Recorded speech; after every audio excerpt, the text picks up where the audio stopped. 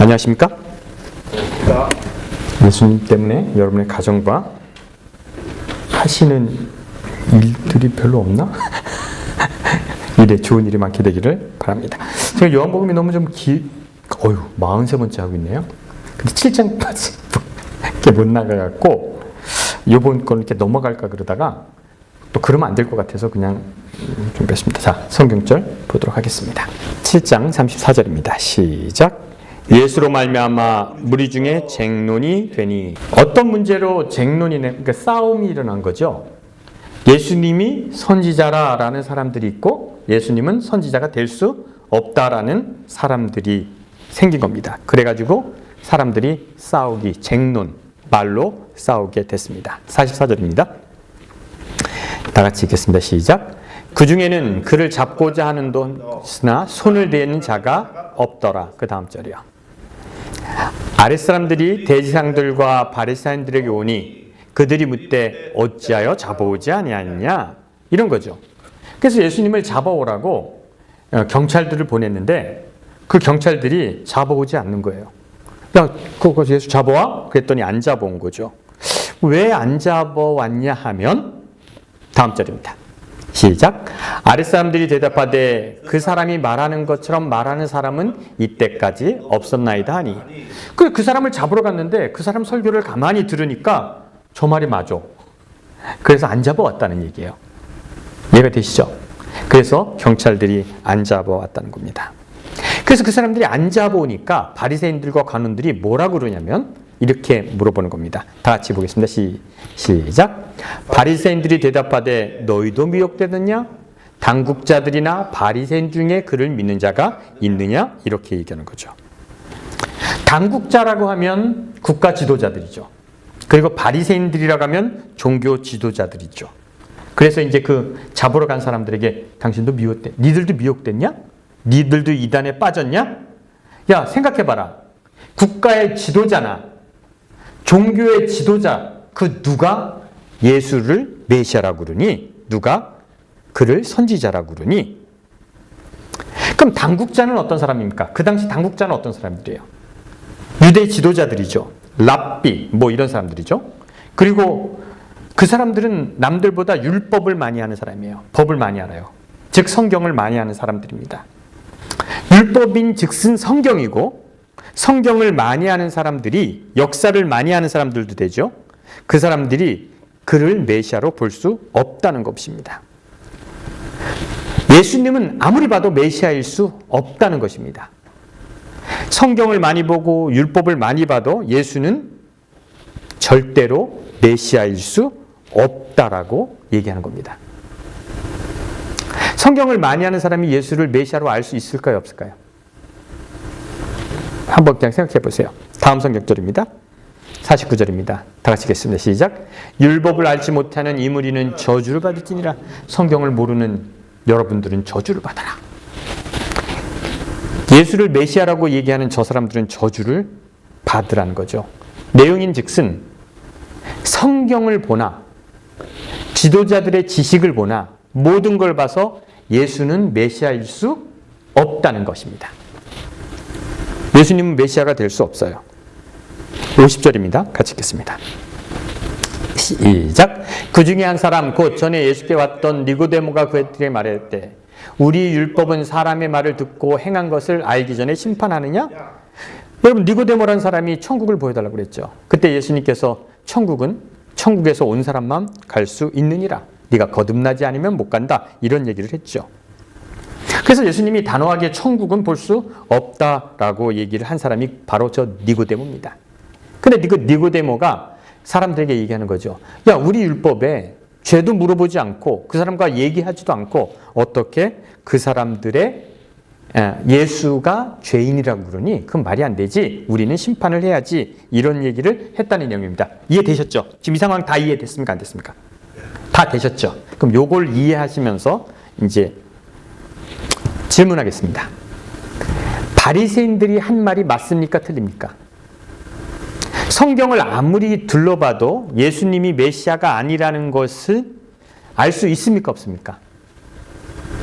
성경을 많이 하는 사람들은 성경을 많이 알기 때문에 성경을 보니까 예수님이 메시아인 줄 알 수 있을까요, 없을까요? 성경을 많이 본 사람들. 너무 질문이 어렵습니까? 여러분들이 성경을 무지하게 많이 알면 성경을 보다가 예수님을 딱 보고 저거 메시아인 줄 알겠는데 할 수 있을까요, 없을까요? 힘들 것 같아요? 그럼 바리새인들이 하는 얘기가 맞아요. 예수는 메시아일 수 있습니까, 없습니까? 저는 정확히 이해하시는 것 같아요. 그죠? 여러분 제 질문에 이해가 됩니까? 성경을 많이 아는 사람들이 예수를 봤을 때 저거 메시아구나 알 수 있을까요, 없을까요? 없어요? 없을 것 같아요. 바리새인들이 제대로 얘기한 거예요. 바리새인들이 성경을 많이 봤지만 예수의 모양을 보고 메시아로 얘기할 수 없는 사람이 예수님 거죠. 그러면 제가 여러 번 얘기했는데 오늘 완전히 기억하시면 좋겠어요. 이제 공부를 좀 해볼까요? 예수님이 메시아인 이유를 마태복음 1장 23절 이거 전에도 한번 했습니다. 근데 요번에 확실하게 기억하고 돌아갔으면 좋겠어요. 마태복음 1장 23절입니다. 한번 마태복음 1장 23절 요것만 읽어보겠습니다. 시작. 보라 처녀가 잉타하여 아들을 낳을 것이요 그 이름을 임마누엘이 하리라 하셨으니 이는 번역한즉 하나님이 우리와 함께 계시다 함이라. 아시죠? 이거 들어봤죠? 보라 처녀가 잉태하여 아들을 낳을 것이니 그 이름을 임마누엘이 하리라. 그래서 마태복음 1장 23절에 예수님이 탄생할 것이 예언됐다는 거예요. 그죠? 예언됐다는 겁니다. 그러면 이 마태복음 1장 23절은 어디에 나오는 얘기인가? 자, 이사야서 7장 14절입니다. 다 같이 읽겠습니다. 시작. 그러므로 주께서 친히 징조로 너에게 주실 것이라. 보라 처녀가 잉태하여 아들을 낳을 것이요 그의 이름을 임마누엘이라 하리라. 이 성경절이 예수님이 탄생을 예언한 거라는 거죠. 이해가 되시죠? 그럼 이 예언이 맞는 예언인지 한번 우리가 봐야 되죠. 임마누엘이란 말은 뭐냐면 임마누엘 하나님이 우리와 함께 하시다라는 얘기죠. 그러면 마태복음 1장 23절에 예수님이란 증거를 이사야서 7장에서 따왔는데 자, 우리가 한번 역사를 한번 보면서 이거 꼭 기억해 주시면 좋겠어요. 한번 제가 이제 지도를 보면서 할게요. 제가 이제 이 지도를 했는데 우리 전도사님이 제가 요거로 설명을 할게요. 좋네. 그 정도만 이해를 하세요. 자, 가까이 사람은 이렇게 보세요. 여기가 유대예요, 유대. 여기가 유대. 어디라고 여기가? 유대.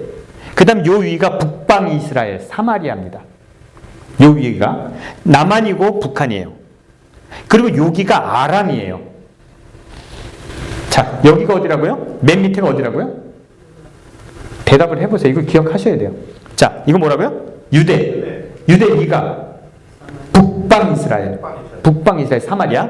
위가 아람. 세 나라가 이렇게 지도에 나오는 겁니다. 그러면 이 넘어서는 뭐냐면 여기는 수리아라고 되어 있는데 그 위로 넘어가면 아시리아라는 나라가 있었습니다. 어떤 나라요? 아시리아. 자, 위부터 보겠습니다. 시작. 아시리아, 아람, 북방 이스라엘, 유대 이렇게 나라가 구성이 되어 있습니다.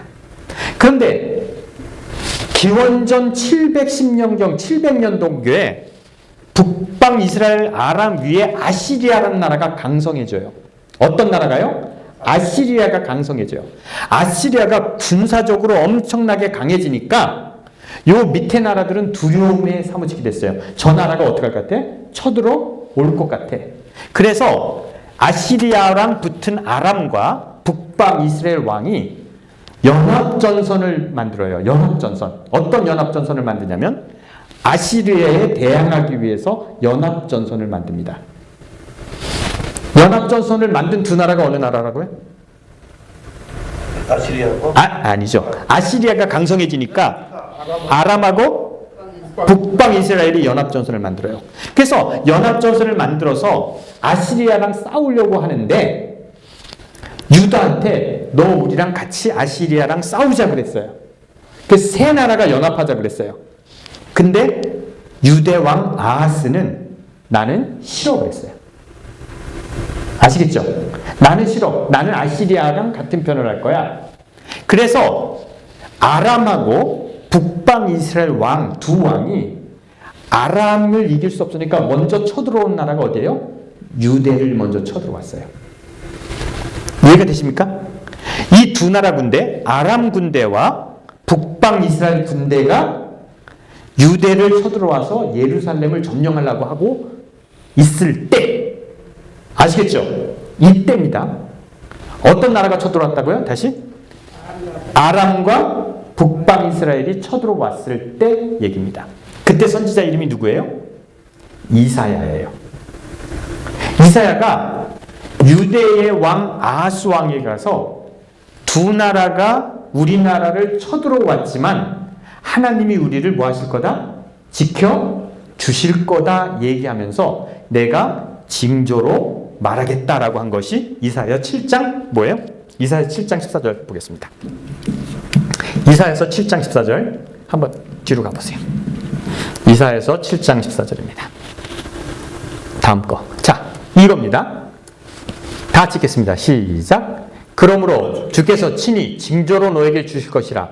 보라, 처녀가 잉태하여 아들을 낳을 것이요 그 이름을 임마누엘이라 하리라 그랬단 말이에요. 여기서 한 얘기라는 거예요. 아시겠죠? 어떤 상황이라고요? 한번 설명해 보세요. 어떤 상황에 얘기한 거라고요?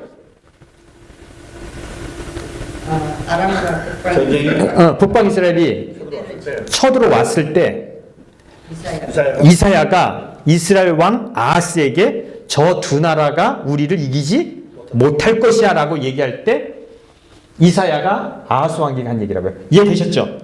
이선희 집사님만 이해한 겁니까? 안영 이해했습니까? 다 됐어요. 안영은 좀 몇 번 들었을 것 같아요. 그런 상황이에요. 그때 보라, 처녀가 잉태하여 아들을 낳을 것이요 이름을 임마누엘이라 하리라라는 얘기를 했다는 거예요. 그럼 다음 성경절 보겠습니다. 15절 16절입니다. 그러면 임마누엘이 예수님이라면 뒤에 얘기도 맞아야죠. 그죠? 15절 16절 얘기도 맞아야 돼요. 자, 한 아이가 태어났는데 처녀가 잉태하여 아들을 낳을 것일 때 그 아이가 15절 그 아이가 같이 따라 읽겠습니다. 시작. 그가 악을 버리고 선을 선택할 줄 알 때가 되면 엉긴 젖과 꿀을 먹을 것이라.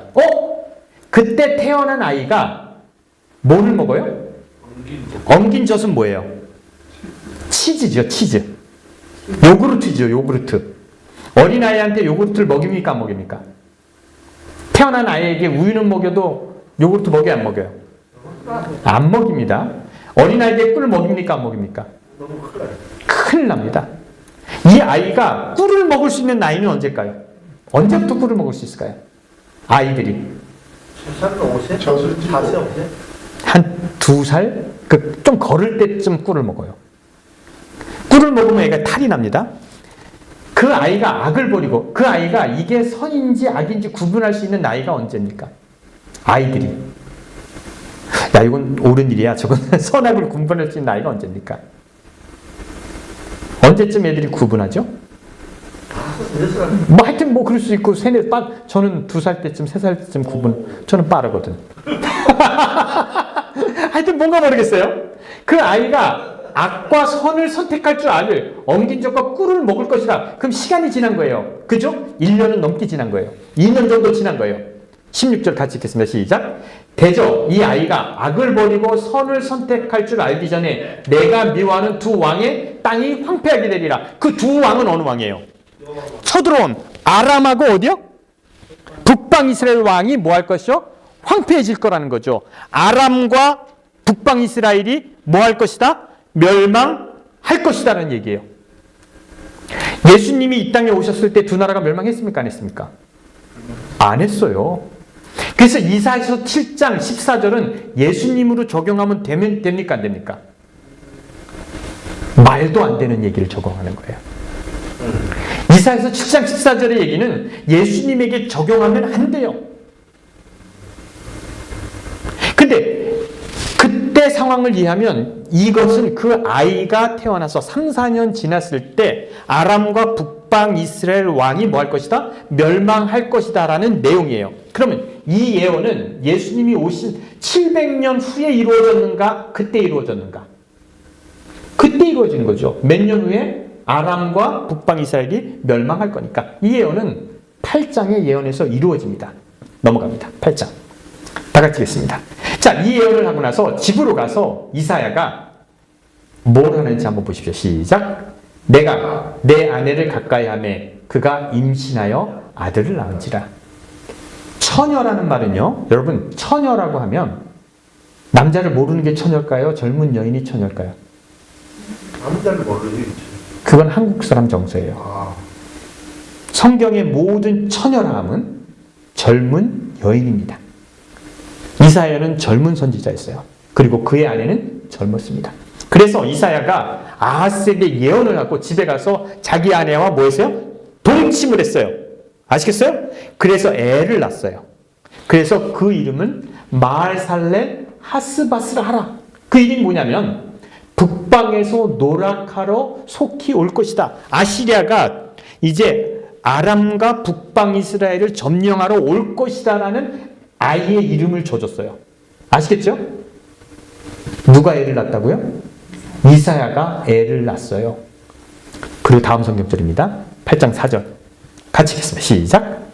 이는 이 아이가 내 아빠 내 엄마라고 부를 줄 알기 전에 다메섹은 아람입니다. 제물과 사마리아 북방 이스라엘입니다. 노략물이 아스루 왕 앞에 옮겨질 것입니다.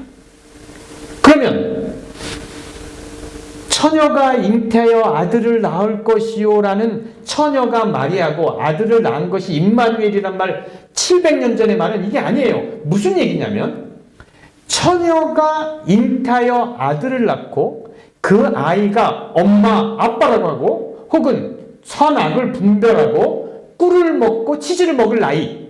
그러면 이것은 무엇을 얘기하는가? 시간을 얘기합니다. 자, 내가 얼른 갔어요. 제가 이 예언을 이루기 위해서 집으로 얼른 가서 집사람이랑 딱 했어요. 집사람을 임신시켰어요. 적어도 얼마 만에 애가 태어납니까? 10달은 무조건 걸려요. 그죠? 얘가 태어났어. 얘가 치즈를 먹고 꿀을 먹고 선악을 분별하고 아빠, 엄마라고 할 시간은 언제입니까? 한 1년 정도 이렇게 지날 거예요. 2, 3년 후에 혹은 3, 4년 후에 어느 나라가 멸망할 것이다? 아람과 북방 이스라엘이 뭐 할 것이다? 멸망할 것이다 라는 예언이지 이게 700년 후에 예수님이 메시아로 오겠다는 예언입니까? 아니에요. 전혀 아니에요. 근데 여러분들은 이사야서 7장에 뭐가 예언됐다라고 배웠어요? 예수님이 탄생할 거라고 배웠어요. 전혀 맞지 않습니다. 지난주에 저랑 성경 공부를 지난주에 한 거 기억납니까? 미가서 5장 2절에 베들레헴에서 태어날 것이다 예언됐다고 그랬는데 그게 맞아요 틀려요? 전혀 맞지 않는 얘기예요. 그럼 우리는 맞지 않는 것을 왜 믿고 있는가? 우리를 지배하는 것이 옳은가? 믿어왔던 것이 옳은가? 저는 이것을 질문하는 거예요. 예수님이 이 땅에 왔을 때 그들이 가지고 있던 지식, 성경적 상식이 있었단 말이에요. 근데 그것으로는 도저히 예수님을 뭐로 볼 수 없어요? 메시아로 볼 수 없었다는 거죠. 오랜 동안 믿었죠. 확실하게 믿었죠. 그리고 예언이 성취된 것 같죠. 근데 그들은 틀린 예언을 믿었습니다. 이 말에 동의하십니까? 맞는 말이잖아요. 여러분, 예언이 맞으면 진짜 교회입니까? 예언이 맞으면 믿을만 합니까? 그래요? 예언이 맞으면 믿을만 합니까? 자, 이렇게 합니다. 제가 이제 그걸 설명할게요. 정감록에 계룡산에 정도령이 태어나서 조선을 구원한다고 그랬어요. 그죠? 그게 정감록이에요. 제가 지난주에 설명했습니다. 마산에 김씨가 나타나서 일본군을 때려 부시고 일본에 가서 이토 히로부미를 죽일 것이다 라는 예언이 있단 말이죠. 이런 예언을 모든 사람이 좋아할까요? 특정한 사람만 좋아할까요? 특정한 사람. 이 땅에 메시아가 올 거라는 것을 모든 사람이 좋아할 수 있을까요? 제가 질문하겠습니다. 오늘 질문의 타겟은 안형입니다. 어떤 개혁자가 와서 이 세상을 뒤집어 엎기를 원합니까? 메시아를 질문하는 거예요? 당신은 그런 걸 원합니까? 뭘 생각해요? 인대로 얘기하지. 그렇지 않아요? 여기 어떤 개혁자가 와서 이 땅을 뒤집어엎고 새 세상을 만들기 원하는 사람 손 들어보세요. 혼자예요? 나는 늘 그래. 누가 막 그러고 싶어요? 누가 직접 나서요? 당 비슷하지 않아? 아니, 나는 내가 개혁자가 되기로. 아이고 그 메시아가 아니, 메시아가 아니라 개혁자. 됐거든. 뭔가 개혁자가 와서 개혁하기를 바라는 사람은 죄송하지만 지금 인생을 실패하고 사는 사람이에요. 불만이 많은 사람이에요. 저는 개혁자가 나오기를 바라지도 않고 그냥 내일 100불, 200불 벌었으면 좋겠습니다. 난 세상에 변혁을 원하지 않아요. 자, 피아노 집사님, 변혁을 원해요? 그냥 이대로 살다 죽었으면 좋겠어요? 나를 보고 이대로 살다 죽으면 되는데 응. 나를 보고 변혁을 해. 저 사람 저렇게 항상 저래. 항상 저래. 옳은 말씀이 아니에요. 개혁을 원하는 메시아를 기다리는 사람들은 대부분 빈민이에요. 체제 불만인 사람이에요. 그러면 한 가지 질문합시다. 당시에 정감록이 팽배했던 시절에 조선 왕은 정도령이 나타나기를 원했을까요? 안 했을까요? 잘하지 않아요? 사대부는 바랬을까요? 안 바랬을까요? 안 바라죠. 기득권은 안 바랍니다. 조선이 일본의 침략을 받아서 지배할 때 매국노들은 일본이 강성하기를 바라죠. 고종은 그런 성격자 원하지 않습니다. 마찬가지예요. 유대 사람들이 메시아를 기다렸지만 바리새인들과 정치 지도자들은 메시아를 원했을까 안 원했어요? 안 원했어요. 관심 밖이에요. 근데 여기서 한 가지 또 질문하겠습니다. 예수님은 성경이 예언한 메시아로 자기가 보이기를 원했을까요? 안 원했을까요? 왜요? 그렇죠. 노는 맞습니다. 장로님이 마산에서 김씨가 나타나서 이 땅을 구원할 거라는 것을 알았다면, 그죠? 그 예언에 맞는 사람처럼 보이려고 하겠어요, 안 하겠어요? 하겠죠. 자기가 원한다면. 그죠? 내가 예언된 사람이고 메시아로 나타나길 원한다면 그 나타난다는 사람 흉내를 낼까 안 낼까요? 내야지 나를 받아들일 거 아니야. 그죠? 근데 예수님의 행동 속에 성경이 말했다는 니들이 기다리는 메시아처럼 보여지길 원했습니까? 안 했습니까? 안 원했어요. 예수님 꿈에도 생각하지 않았어요. 그런데 왜 기독교는 예수님이 구약에 예언된 메시아처럼 보이려고 지금 생각합니까? 왜 그렇게 믿습니까? 왜 예수님이 구약에 예언된 사람이라고 생각합니까? 그거는 예수님의 생각이 아니에요. 누구의 생각이에요? 종교, 사람의 생각입니다. 그래서 예수님을 굳이 뭐처럼 표현하는 거예요? 구약에 예언된 사람으로 만들고 싶은 인간의 생각이지, 예수님은 구약에 예언된 메시아의 모습으로 내가 비치기를 원했어요? 안 했어요. 오늘 하는 설교는 되게 중요한 설교입니다. 뭐 중요한 얘기 했다면 하품을 해. 저 사람은 꼭 나를 보고 하지 말라는데 꼭 나를 보고 해. 자, 보세요. 예수님은 그렇게 원하지 않았는데 세상은 그렇게 되기를 원했어요. 그런 지도자를 원했어요. 사람은 말입니다, 존재를 알 수 있을 것 같아요? 없을 것 같아요? 존재론을 이해할 것 같아요?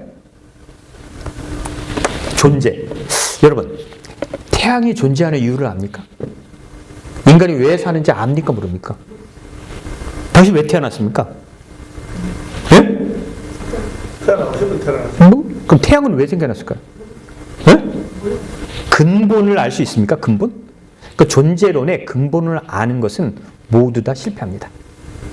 내가 왜 사는지, 태양이 왜 있는지, 우주가 왜 있는지 그 존재를 규명할 수 있는 방법도 없고, 그것을 이유를 설명하는 것은 딱 두 가지입니다. 종교만 설명합니다. 뭐였다? 하나님이 창조하셨다 혹은 계획하셨다 이래버리면 끝이죠. 근데 그건 규명되지 않습니다. 존재론, 왜 그것이 존재하는가는 아무도 대답할 수 없습니다. 신학도 그렇고요. 다 이것은 안 됩니다. 태양은 언제부터 있었는지 우리가 압니까? 모릅니까? 모릅니다. 그런 답은 있을 수 없습니다. 그러면 우리가요, 존재론으로 질문할 때 그 이유, 신은 왜 있는가? 인간은 왜 태어났는가? 태양은 뭔가? 몰라요. 근데 우리가 알 수 있는 것은 뭡니까? 우리가 알 수 있는 건 뭡니까? 현상이에요. 현상은 알 수 있습니다. 어떤 걸 알 수 있냐면 태양이 왜 존재하는가는 알 수 없지만 태양이 아침마다 뭐한다? 뜬다. 저쪽에서 떠서 이쪽으로 친다. 또 지나니까 다음날 뭐한다? 태양은 저런 거구나. 태양을 우리가 알게 될 수 있는 것은 뭐냐면 왜 존재하는지는 모르지만 저것이 내는 것은 빛을 내고 저건 열을 내는구나 알 수 있어요. 현상을 가지고 아는 겁니다. 그리고 저게 돌다가 보니까 어느 날 가려지는 것을 알게 돼요. 한 달에 한 번 가려져요. 뭐가 그러니까? 태양과 달과 이게 일직선 되니까 가려지는구나. 그래서 그걸 가지고 현상을 가지고 태양을 뭐 할 수는 있어요? 이해할 수는 있어요. 그것이 왜 존재한지는 절대 알 수 없습니다. 그래서 존재로는 답이 없습니다. 우리는 그 체험을 통해서 알 수 있는 거예요. 그러면 말이에요. 인간은 현상밖에 볼 수 없는데 그러면 우리가 이런 생각을 할 수 있어요. 여러분, 말투를 보고 그 사람 직업을 알 수 있을까요? 없을까요? 말투를 보고. 있어요? 없어요? 선생하던 사람, 선생 은퇴한 사람 있잖아요. 알 수 있어요? 없어요? 선생 직업을 한 40년 한 거야. 알 수 있어요? 없어요?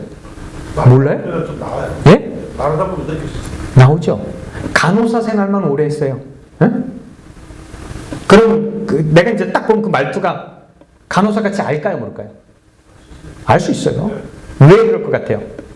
왜 사람이 그 직업을 오래 하면 그 사람의 모습이 나타나는지 아십니까? 그 말투에서? 간호사들이 만나는 다 환자잖아요. 환자를 어떻게 대하는지 체득한 거예요.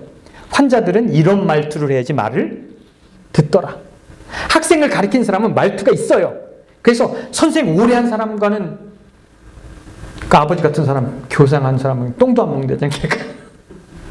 그런 게 있어. 애들을 대했기 때문에 그 말투를 종합해 보면 그 사람의 삶 속에 선생질한 것이 티가 납니다.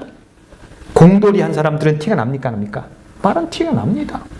삶에 묻어날 수밖에 없어요. 여러분, 목사 오래 한 사람 티 납니까? 안 납니까? 바로 나옵니다. 어찌 알 수 있습니까? 하다 보면 느낌이 있어요. 밥값 안 내는 거 보면 알죠. 알죠. 딱 알죠. 밥 먹을 때 보면 알아요. 돈 내는 사람 목사가? 아니다. 이렇게 알 수 있다니까? 그 사람의 행동 속에. 사람들이 막 목사님 하니까 그 흐르는 말투 속에 그런 게 있단 말이야. 여러분, 우리의 삶이요. 왜 그것을 알 수 있냐면 배어있기 때문에 알 수 있는 거예요. 습관이 되고 행동이 됐기 때문에 그런 거예요. 다 특징을 갖고 있습니다. 근데 여러분에게 한 가지 질문을 하겠습니다. 어떤 종교가 예언으로 맞춰진 종교, 예언을 가지고 세워진 종교의 사람들은 어떨까요? 요한계시록이 딱 맞고 다니엘서가 딱 맞아서 그 교단의 교리가 형성된 그 교회 사람들의 성격은 어떨 것 같아요? 예언으로 이루어진 베타적일까요? 베타적인 것도 맞겠네요. 또 뭐 아구리가 딱 맞아야 되는 것 같죠? 그죠? 몇 년, 이때쯤 뭐가 이렇게 봐라, 이게 맞지. 그 다음에 또 이때쯤 또 이게 맞지. 봐라. 그러면 미래에 일어날 일을 아는 사람들이 되는 거예요. 그러면요, 그런 사람들이 다 대부분 누군지 아십니까? 여러분, 신천지 이만희 예수가 이만인 거예요. 딱 봐라. 동쪽에서 빛이 났다. 야, 이 동쪽이 어디냐? 위도를 보자. 동쪽. 이 세상에 동쪽이 어디 있습니까? 여러분, 동쪽이 어디 있어요? 지구가 어떤데? 동그란데 동쪽이 어디 있어요? 말도 안 되는 소리 하는 거죠. 봐라. 예언이 딱 됐고 이때쯤 이만희 선생님이 고난을 당하시는데 이만희가 감옥 가서 사기죄로. 봐라. 고난을 당하셨고 나와서 이렇게 많은 사람이 따르게 됐으니까 이 사람은 뭐다? 메시아가 맞다. 모든 이단은 예언이 맞았기 때문에 나타난 사람을 뭐 하는 겁니까? 숭배하는 것이 요즘 이단이에요. 여러분, 여러분은 왜 전에다 여러분 막 1844년 예수님이 재림하시고 막 나타나고 막 그래서 여러분 믿는다고 했잖아요. 너무 그 예언이 잘 맞아서 우리가 믿는다고 하잖아요. 그 믿음이 옳은 걸까요? 틀린 걸까요? 제가 확실하게 말씀드립니다. 예언이 맞아서 믿는 종교는 가짜다. 이해가 되십니까? 안 되십니까? 안 됩니까? 딱 맞아 들어가서 요게 나타난다. 그래서 나타난다고 하는 종교는 모두가 가짜입니다. 싫습니까? 기분 나쁩니까? 참, 아니, 기분 나쁘는 기분 나빠요? 그래요? 맞는 말씀 같아요. 예언은 그런 게 아니에요. 예를 들어보자고요. 예수님이 구약에 말할 메시아로 오셨습니까? 아니에요. 근본을 그렇게 생각하면 안 돼요. 그러면 우리는 분석할 필요가 없어요. 예수님이 예언돼서 이렇게 착착 오셔서 이거는 존재론이에요. 예수님이 그렇기 때문에 맞다라는 존재론이에요. 그런데 그것에 기초되면 종교는 다 이단이 됩니다. 인간은 뭐만 볼 수 있다고요? 현상만 볼 수 있는 거예요. 다시 하겠습니다. 여러분, 존재를 증명하는 것은 모든 것이 잘못됐다. 동의하십니까? 맞아요. 인간은 뭐만 볼 수 있다? 현상만 볼 수 있습니다. 그럼 예수님이 예언된 존재로 이 땅에 오셨음을 그 존재론을 증명하는 것은 틀린 설명입니다. 근데 우리는 뭘 볼 수 있어요? 예수님이 한 행동을 볼 수 있어요. 그것을 보고 우리가 선택해야 되는 거예요. 뭐만 본다고요? 현상만 봅니다. 하늘에 계획이 있었다. 아냐고. 예언했는지 당신들이 아냐고. 하나님이 뜻이 있었다. 여러분 아십니까? 모르잖아요. 그래서 그걸로 답하려고 하지 말라고요. 우리가 믿고 따를 수 있는 건 뭐밖에 없다고요? 보이는 것밖에 없어요. 그리고 우리가 생각하는 겁니다. 요한복음을 통해서 예수님을 한번 봅니다. 그가 신인지 아닌지, 메시아인지 아닌지 접어두자고요. 그냥 접어두자고요. 예수님이 뭘 보이셨는가? 요한복음에는 예수님이 침례받는 역사부터 시작됩니다. 그리고 나서 6월절에 성소를 가서 성소를 뒤집어 엎으시는 걸 볼 수 있습니다. 그리고 돌아오시다가 침례를 주시고 사마리아 여인에게 목마르거든 나에게 와서 마시라. 나는 생명의 물에 나를 마시는 자는 영원히 목마르지 아니하리라 그랬어요. 그 다음 6월절이 됐을 때 예수님은 38년 된 병자를 어느 날 고치셨어요? 안식일에 고쳐버렸어요. 배고픈 사람 5,000명을 먹이셨어요. 여러분, 길을 묻는 사람에게 무엇이 길입니까? 라고 얘기하면 예수님 뭐라고 답했어요? 예수님 뭐라고 했어요? 내가 길이라고 그랬어요. 여러분, 예수님에게 진리가 무엇이냐라고 물으니까 예수님 뭐랬어요? 내가 진리라고 그랬어요. 예수님 어떻게 살아야 됩니까? 생명이란 무엇입니까? 그랬더니 뭐라고 했어요? 내가 생명이요 그랬어요. 지난주에 빌립이 물어봤어요. 하나님을 우리에게 보여주면 좋겠습니다. 그랬더니 뭐라고 그랬어요? 나를 본 것은 누구를 본 거다? 하나님을 본 거다 그랬어요. 내가 보여줬는데 왜 하나님을 나에게 보이라고 하느냐? 이렇게 얘기했다고요. 마지막에 빵을 드시면서 뭐라고 말씀하셨어요? 이 빵은 내 살이니 그랬어요. 이걸 먹으라 그랬어요. 포도주를 지켜 세우면서 야 이거는 뭐야? 내 피니까 너희가 마시라. 너희를 위한 피. 이게 전부예요. 예수님 보여준 게 이게 전부예요. 그러면요. 나도 질문을 할까요? 뭐 나도 질문할 수 있잖아요. 예수님에게 질문할까요? 예수님은 뻔한 답을 하실까요? 다른 답을 하실까요? 뻔한 답을 합니다. 자, 보세요. 예수님은 이런 답을 하실 거예요. 제 질문에. 니고데모처럼 저는 천국에 가고 싶다고 얘기하지 않아요. 저는 예수님 천국에 가고 싶지 않아요. 난 장로님처럼 지옥에 가도 된다고 생각해요. 나는 영생을 바라지도 않습니다. 나는 돈도 필요하지 않습니다. 저는 살 만큼 살다가 죽을 거라고 생각해요. 진리가 뭔지 또 내가 뭐 합니까? 알 필요도 없다고 생각해요. 저는 이만큼 살았으면 됐다고 생각해요. 어떻게 될지도 모르겠어요. 근데 저는 확실한 거는 몇 년 더 살다 죽겠죠, 제가?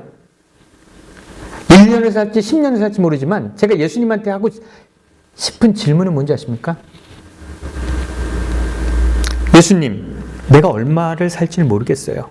10년일지 1년 후일지는 모르겠는데 예수님, 저는 이런 질문을 하고 싶어요. 예수님, 도대체 어떻게 살아야 됩니까? 그걸 모르겠어요. 지금 내가 하는 게 잘하는 걸까요? 이런 질문을 하고 싶어요. 어떻게 살지를 잘 모르겠어요. 이렇게 하는 것이 잘하는 건지 뭘 하는 것이 잘하는지 잘 모르겠어요. 그래서 예수님께 질문했습니다. 예수님, 제가 하루를 살아도 어떻게 살아야 될까요? 예수님 뭐라고 답하겠어요? 네? 왜? 양심대로 살아라? 문맥이 안 맞잖아요. 여기서 한 끗이 모자라 집사님. 뭐라고 대답하겠어요, 예수님이? 이해가 안 돼요? 집사님 뭐라고 하겠어요? 지금 네 하나 때문에. 에이씨, 설교 다 잘못 들었어. 예수님이 내가 길이라고 그랬잖아요. 예수님이 할 말은 나처럼 살아라예요. 예수님 뻔한 답을 할 수밖에 없습니다. 예수님처럼 나처럼 살아. 내가 보여줬잖아. 내가 뭐니까? 길이니까. 예수님 어떻게 살아야 돼요? 너 나처럼 살아. 이거밖에 대답할 게 없다니까요. 여러분, 예수님이 사신 방법이 어땠는지는 중요하지 않아요. 2000년 전에 사신 그분을 우리는 존경하고 있단 말이죠. 여러분, 예수님이 만약에 그 시대 사람들에게 존경받으려면 그들의 인식 속에서 모든 것을 행동했어야 돼요. 그런데 예수님이 우리에게 보이는 방법은, 그가 3년간 보이신 방법은 과격했습니다. 이 말에 동의합니까? 지나쳤습니다. 왜 지나쳤을까요? 왜 예수님의 행동은 지나쳤을까요? 오버 액션이야. 왜 오버하셨을까요? 저는 확실하다고 생각합니다. 아무도 곡해하지 못하게 확실하게 보여주는 거예요. 여러분, 예수님이 38년 된 병자를 고쳤어요. 그 사람이 그 자리에 앉아서 수십 년을 기다렸어요. 베데스다 연못이 뭐하기를? 동하기를. 그러면 예수님이, 그 사람이 작년 예루살렘에 왔을 때도 거기 있었단 말이에요. 그죠? 그 사람은 수십 년간 거기 있었으니까 어제도 있었고 그제도 있었단 말이에요. 근데 예수님이 거기에 앉아있는 그 사람을 말이에요, 왜 안식일날 고쳤습니까? 하루 늦게 해도 죽지 않고요, 하루 빨리 해도 죽지 않아요. 근데 왜 굳이 안식일에 사람들이 많이 볼 때, 그리고 그 사람에게 내 침상을 들고 뭐하라? 쇼를 하라. 왜 예수님이 과격하게 표현했을까요? 왜 쇼를 지나치게 했을까요? 생각해 보셨어요? 여러분, 예수님이 성전을 보시고 점잖게 얘기할 수 있어요. 야, 이렇게 제사 드린다고 죄가 사해지니? 얘를 이런 거 잘못된 거야. 하나님은 그런 분이 아니야. 이렇게 얘기해도 돼요. 근데 왜 굳이 와서 때려 부셨습니까? 왜 굳이 오버 액션을 했어요? 네? 그 말 들으니까 이것에 대해서는 해석할 필요가 없게 만드는 거예요. 말은 곡해할 수 있어요. 예수님의 그 싫어하는 두 가지를 보여준 거예요. 여러분, 유대인들이 가장 중요하다고 생각하는 두 가지가 뭡니까? 지금도. 돈 빼고 말로 그들이 제일 중요하다고 생각하는 두 가지가 있었어요. 유대인을 유대인으로 지탱하는 두 가지 사상이 있습니다. 어떤 것이 있습니까? 예루살렘 성전입니다. 거기로 누가 오신다? 메시아가 오신다. 그래서요, 유대 사람들은 예루살렘 그 지역을 엄청나게 중요하게 생각합니다. 그래서 지금도 가자지구에서 사람들 뭐 하고 있어요? 죽이고 있어요. 모든 역사는 어디서 일어난다? 예루살렘에서 일어난다는 그런 신념을 갖고 있는 사람들입니다. 또 한 가지가 뭔지 아십니까? 유대인들이 신념을 갖고 있는 거 한 가지, 절대 바꾸지 않는 한 가지, 뭡니까? 네? 안식일이에요. 안식일이 그렇게 중요합니다. 그래서 바벨론에서 유수한 다음에 두 가지 철학을 가지고 유대인들은 똘똘 뭉쳤습니다. 뭐예요? 예루살렘 성전에서 안식일을 지키는 무리가 뭐다? 남은 무리고 하나님의 선택된 백성이라는 사실을 똘똘 뭉쳐서 만들어진 나라가 어디예요? 유다예요. 그 유대에 예수님이 오셨습니다. 그리고 첫 번째는 그 성서, 지역인 개념을 깨버리는 거예요. 그 다음 두 번째는 뭐예요? 니들이 믿는 안식일 웃기지 마라. 아니다라는 거죠. 그들이 생각하는 가장 종교적 신념, 가장 중요하다는 그 신념을 깨버리는 거예요. 그렇게 예수님이 우리에게 그 삶을 보여주신 거예요. 예루살렘 성전을 지키고 안식일을 지키는 한 하나님은 우리를 버리지 않는다는 그 신앙을 종교 이야기를 하는 겁니다. 그런데 예수님이 우리에게 이런 얘기를 하는 거예요.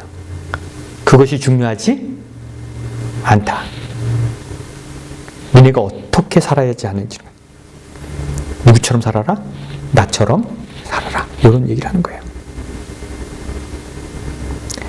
어떤 종교가 그 어떤 그룹에서 그것이 생명이라고 하는데 그건 아니다.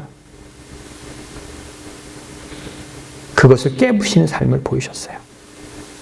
종교는 우리의 죄를 해결할 수 없다. 제가 이렇게 설교하니까 교인들이 모이겠습니까? 안 오겠습니까?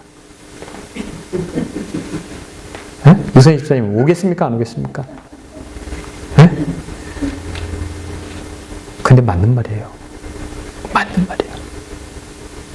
종교는 여러분의 그 어떤 것도 해결할 수 없습니다. 근데 우리가 예수님을 믿는다고 우리가 예수님 구세주라고 믿고 뭐 다 상관없어요. 그건 존재론이니까. 근데 우리가 살아갈 방향은 정확합니다. 예수님처럼 살면 되는 거야. 예수님 뭐라고 얘기했어요? 내 이웃을 내 몸같이 사랑해라. 그러면 너희가 나를 누구로 알리라? 너희가 내 제자인 줄 알리라. 이렇게 설교하는 제가 사랑합니까? 안 합니까? 사람들을. 오늘 아침에도 두 사람이 막 짠 오지 말라 그랬어. 난 사랑이 안 되더라고. 근데 여러분은 사랑하십시오. 저는 잘 못하니까. 이 교회가 올바른 방향으로 가는 것은 맞습니다. 근데 교회로서 모이기는 참으로 어려운 방향으로 가고 있습니다. 근데 맞는 거예요. 맞는 거. 예수님을 믿는지 예수님을 찬양하든지 그런 사람들은 예수님처럼 사십시오. 일주일에 삶이 예수님 같은 삶을 사는 저와 여러분 되기를 간절히 바랍니다.